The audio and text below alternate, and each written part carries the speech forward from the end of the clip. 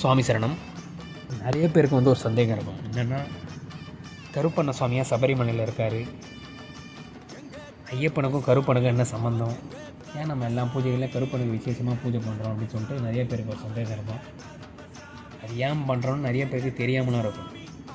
சபரிமலையில் மட்டும் இல்லை, சாஸ்தாவுடைய எந்த கோவில் போனாலும் அங்கே கருப்பண்ண சாமி இருப்பார்.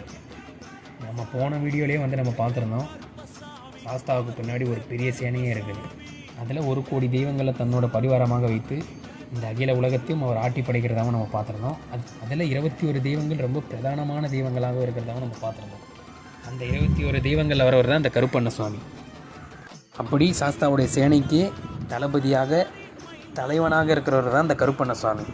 நம்ம சாஸ்தாவுடைய எந்த கோவில் போனாலும் மூலாதார திருத்தலமான சொரிமுத்து ஐயனார் கோவிலில் ஆரம்பித்து கற்குவேல் ஐயனார், அருஞ்சனைக்காத்த ஐயனார், நடுக்காவுடைய தர்ம சாஸ்தா, சடையுடையார் சாஸ்தா, நம்ம தமிழ்நாட்டிலேயும் 6000க்கும் மேலே சாஸ்தாவுக்கு கோவில் இருக்குது.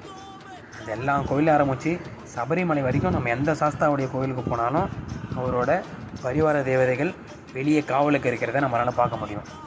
கையில் பல ஆயுதங்களை ஏந்தி உக்ர சொரூபத்தில் காவலுக்கு இருக்கிறத நம்மளால் பார்க்க முடியும்.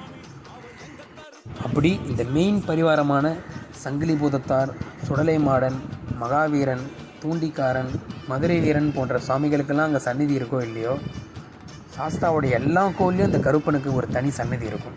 அப்படி சாஸ்தாவுடைய பிரதானமான ஒரு காவலனாக விளங்கக்கூடியவர் தான் அந்த கருப்பண்ண சாமி.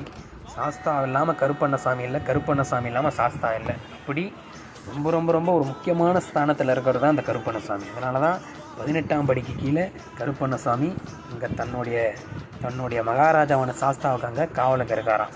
அதே போல் பெரிய பாதையிலையும் கரிமலைக்கு உச்சியில் இந்த கருப்பன் காவலுக்கு இருக்கிறதாகவும் நம்மளால் பார்க்க முடியும். சாஸ்தாவை நாடி வர பக்தர்களை கையை பிடிச்சி கூட்டிகிட்டு போகிறதாகவும் சொல்லப்படுது. அதுதான் உண்மை. அதனால தான் நம்ம எல்லா பூஜைகள்லேயும் மற்ற பரிவார தெய்வங்களுக்கு நம்ம பூஜை பண்ணுறோமோ இல்லையோ, அந்த கருப்பண்ண சுவாமிக்கு கண்டிப்பாக விசேஷமான பூஜைகள் நம்ம பண்ணுறோம்.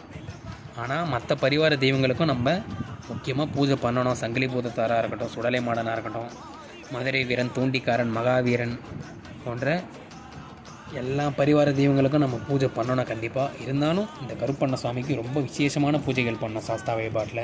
கருப்பண்ண சுவாமியே சரணம் ஐயப்பா.